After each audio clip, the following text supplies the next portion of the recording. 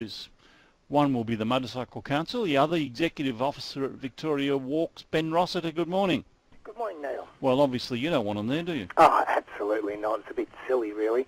You think that, nearly 90% of all trips in the CBD are on foot, and our footpaths are massively overcrowded, and we just can't get around, and there's so many issues relevant to motorbike parking. One, they're allowed to legally, as you said in the intro, with the only states, because some bright spark in Vic Roads about 25 years ago thought it was a good idea. Yeah. But the second thing, which is not just parking, and we need to reduce the streets and roads where there is parking. We need to provide alternatives to footpath parking.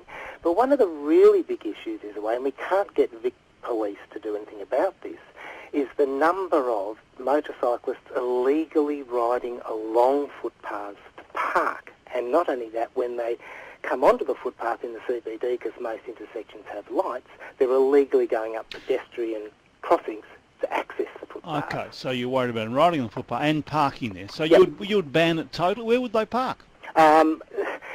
Footpaths are for feet. I think that's up to governments and others to find out where they should park, but they shouldn't be on footpaths. That's where the vast majority of people are getting around the city on footpaths. They just shouldn't be there. The other thing, Neil, people often say congestion, we need to encourage motorbikes. I'm really not so sure about that. Why?